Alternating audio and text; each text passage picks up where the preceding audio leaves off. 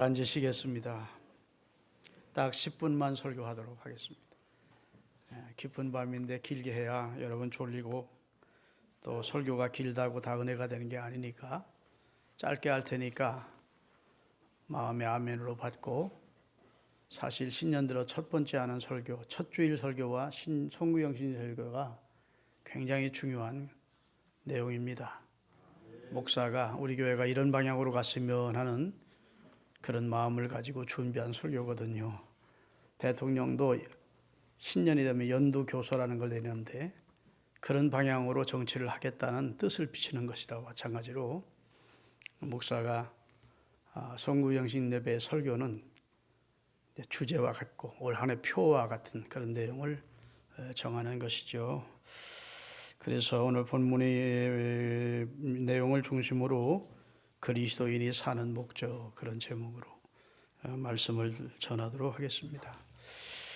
그리스도인이 아닌 불신자들은 사는 방법이 어떠하든지 간에 우리가 관여할 바 아닙니다.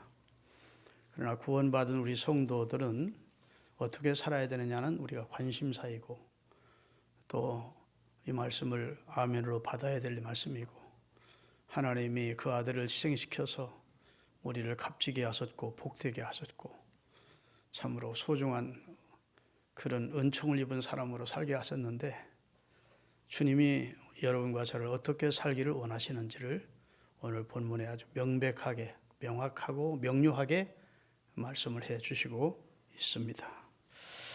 우리가 지난 한 해 어떻게 살아왔는지 생각해 보면 사실은 뭘 먹을까, 입을까, 마실까, 어떻게 살까, 어떻게 인정받을까, 높임받을까, 어떻게 성공할 수 있을까, 어떻게 사람들에게 좀 더 알아주는 삶을 살까, 이런 데 비중을 많이 두었죠.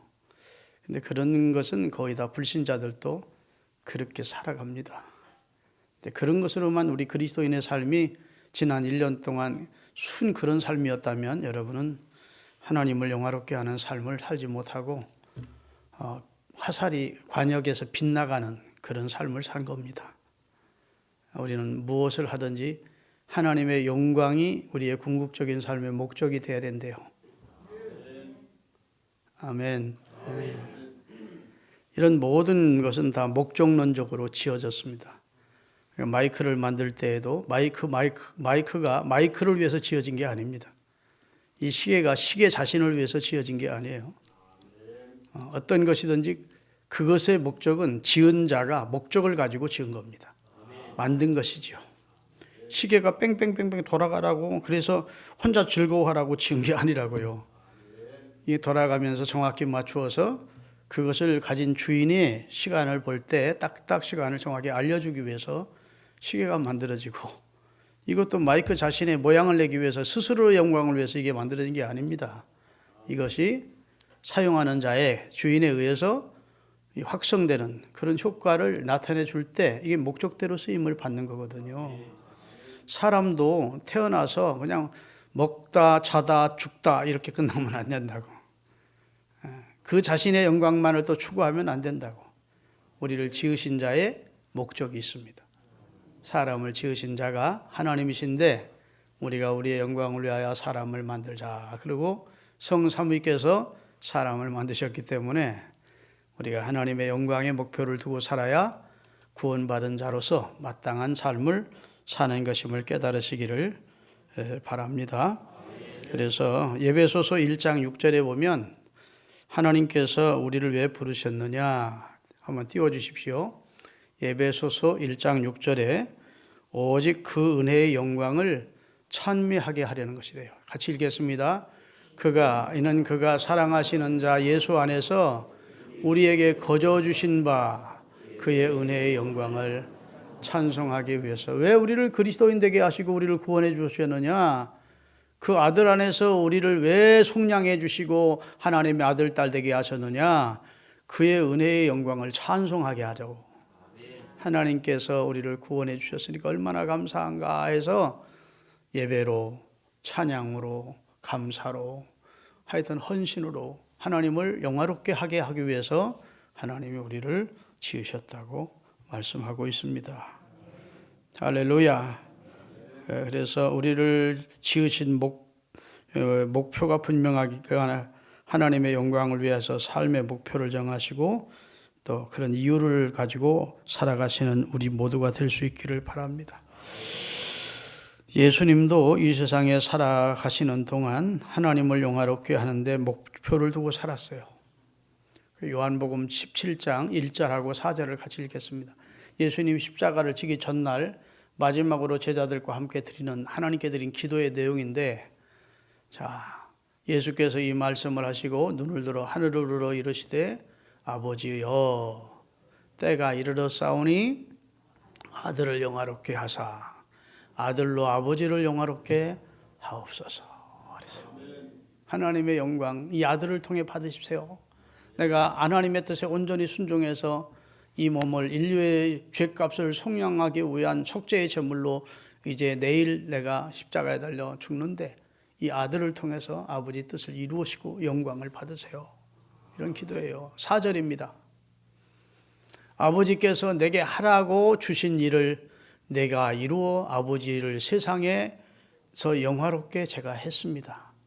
자, 하나님 영화롭게 하려면 답이 딱 나오는 거예요. 하나님 아버지께서 내게 구원받은 내게 하라고 하신 일을 내가 이루며 살면 아버지가 영광을 거두시는 겁니다. 아유, 목사님 신년 초 송구영 신임 때 너무 부담 주십니다. 우리가 어떻게 하나님 뜻대로 다 삽니까? 여러분, 하나님의 뜻을 이루기 위해서 여러분의 삶의 목적만 바로 정해도 하나님이 성령으로 도와주십니다. 그런데 그 목적도 안 세워, 목표도 안 가져. 그렇게는 못 살아요. 힘들어서 못 살아요. 목적 자체가 꿈 자체를 가지지 않으니까 문제죠. 마음의 소원을 하나님이 가지시면, 우리가 가지면 하나님이 그 소원을 이루도록 성령으로 이를 도와주신다고요. 성령은 그렇게 해주시기 위해서 우리 안에 와 계신 영입니다. 근데 우리가 결단을 해야 돼요. 하나님의 영광을 위해 살아야 되겠다. 할렐루야. 이렇게 결단하시는 은혜가 있기를 바랍니다. 인간이 사는 목적은 동물처럼 그렇게 살다가 죽기 위해서 하나님이 우리를 지은 게 아니고 하나님이 형상을 담아서 특별한 피조물로 걸작품으로 인간을 지어주셔서 그리고 하나님의 영광을 위해서 살 것을 하나님이 말씀해 주셨습니다. 그런데 이 사람들은 다 스스로 영광을 취하고 유일하신 하나님께로부터 오는 영광은 구하지 않는다고 예수님이 바리새인들을 보면서 한탄하셨습니다. 다 자기 영광에만 관심이 있지 하나님의 영광은 관심이 없더라는 거예요, 사람은. 여러분, 마태복음 6장 33절에 보면 너희는 먼저 그의 나라와 그의 의를 구하라. 그리하면 이 모든 것, 너희가 구하고는 것 모든 것은 더불어 주겠다고. 하나님의 영광을 위한 목표를 정하고 코드를 거기다 맞추면 하나님은 다른 것은 더불어 주신대. 믿으셔야 돼요. 영혼이 잘 되면, 영혼이 강건하면, 영혼이 건강하면 다른 것은 전부 범사가 잘 되고 강건케 해주시겠다고 신실하신 하나님이 약속을 하셨잖아요. 할렐루야. 그러니까 여러분이 영광을 취하지 말고 하나님께 영광을 돌리며 한 해를 사시기 바랍니다. 고린도후서 3장 5절을 껌 씹듯이 꼭 씹어서 한번 읽어보자고. 고린도후서 3장 5절 우리가 무슨 일이든지 우리에게서 난 것 같이 스스로 만족할 것이 아니니 우리의 만족은 오직 하나님께로부터 나느니라. 이 굉장히 제가 설명할게요. 우리가 무슨 일이든지 우리에게서 난 것 같이 스스로 만족하지 말래. 내가 성공했으면 내게서 성공적인 나는 능력이 있었고 지혜가 있었다. 내가 꿈을 이루면 내가 꿈을 이룰 수 있는 능력과 지혜가 내게 있었다. 자기 스스로에게서 난 것처럼 생각하지 말라는 겁니다. 우리가 무엇을 이루었든지 스스로에게서 난 것처럼 만족할 것이 아니니 우리의 만족은 오직 하나님께로부터 난 것임을 알아야 돼요. 하나님이 그런 은혜를 주셨대. 재물 얻을 능을 주셨대요. 성공할 수 있는 은혜를 주셨대요. 자녀를 낳을 수 있는 은혜를 주셨고, 할렐루야. 한 해 동안 우리가 건강 잘 지켰더니 올해 1년 동안 건강하게 살았어. 그거 우리에게서 났다고 스스로 만족하지 말고 우리의 만족은 하나님께로부터 났다는 것을 잊지 말라는 말씀을 하고 있습니다. 그러니까 기쁜 일, 좋은 일, 칭찬받을 일, 높은 주의가 높아지는 일, 범사의 모든 좋은 일은 내게서 난다. 내가만 했다. 이렇게 생각하지 말고 우리의 만족은 하나님께로서 왔다라고 생각하고 하나님 감사합니다라고 영광을 하나님께 돌릴 줄 아는 그런 마음을 하나님이 원하시는 겁니다. 초점을 하나님께 잘 맞추셔야 된다고 말이에요. 우리가 카메라를 찍는데 선명하게 찍으려면 초점을 탁 맞춰야 되듯이 하나님께 앵글을 잘 맞추시고 올 한 해 동안 하나님 영광 추구하면서 사실 수 있기를 바랍니다. 경고하시는 말씀을 들으십시다. 예레미야 13장 15절에서 16절. 우리가 눈 감기 전에 죽기 전에 하나님 영광을 위해 살래요. 너희는 들을지어다. 귀를 기울일지어다. 교만하지 말지어다. 여호와께서 말씀하셨습니다. 그 다음에 그가 어두움을 일으키시기 전, 너의 밭에 어두운 신이 거치기 전, 너의 바라는 빛이 사망을 그늘로 변하여 침침한 어둠이 되게 하기 전에 너희 하나님 여호와께 영광을. 죽음이 막상 닥쳐왔을 때 뒤늦게 후회하지 말고 지금 귀 기울여 들어라. 지금 내 생명이 지금 건강할 때, 지금 내가 능력이 있을 때, 지금 내가 살아있을 때 그때 하나님께 영광을 돌려라. 이렇게 하나님이 우리에게 말씀하세요. 또 한 번 하나님께서 경고하시는 내용을 듣겠습니다. 말라기 2장 1절 2절 같이 읽겠습니다. 너희 제사장들아 이제 너희에게 이같이 명하노라. 만군의 여호와가 이르노라. 너희가 만일 듣지 아니하며 마음에 두지 아니하여 내 이름을 어떻게 영화롭게 하지 아니하면 내가 너희에게 저주를 내려 너희 복을 저주하리라. 내가 이미 저주하였나니 이는 너희가 그것을 마음에 두지 아니하였습니다. 하나님이 모든 은총과 축복을 주신 후에라도 하나님을 영화롭게 하지 아니하면 다 거두겠다는 하나님의 선언을 지금 말씀하고 있는 겁니다. 올 한 해 동안 하나님 영광을 위해서 예배의 생활에 힘쓰십시다. 할렐루야. 그리고 감사하는 삶을 사시고 큰 믿음을 하나님이 영광 받으시니까 큰 믿음 가지고 살아가시는 한 해가 될 수 있기를 바라고, 두 번째 절은 타인에게 거치는 자가 되지 말래요. 사회에서도 남에게 걸림돌이 되지 말래요. 거치는 자라는 말은 걸려 넘어지게 하는 돌 같은 자가 되지 말라는 말입니다. 저는 우리 손주들을 위해서 기도할 때 새벽에 늘 기도합니다. 우리 손주들이 대단한 인물 되게 해주세요. 그렇게 기도하지는 않습니다. 하나님 우리 손주들이 이 사회에 유익을 주는 자, 다른 사람에게 선한 자, 선한 영향을 끼치는 자. 아멘. 그런데 어제 우리 큰 손자가 뭐 상을 받아왔대요.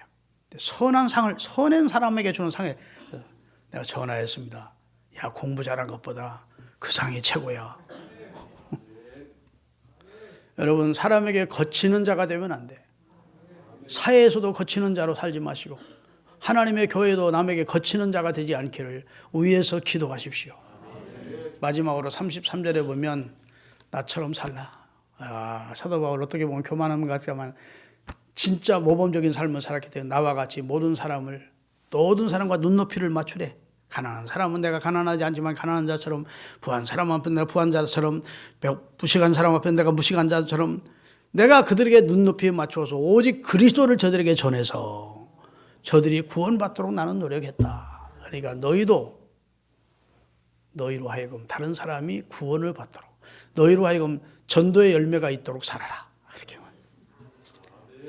여러분, 하나님 앞에 섰을 때 너 평생 전도 한 사람이라도 했냐 하면 예, 한 사람은 했습니다. 그렇게 말할 수 있어야 돼요.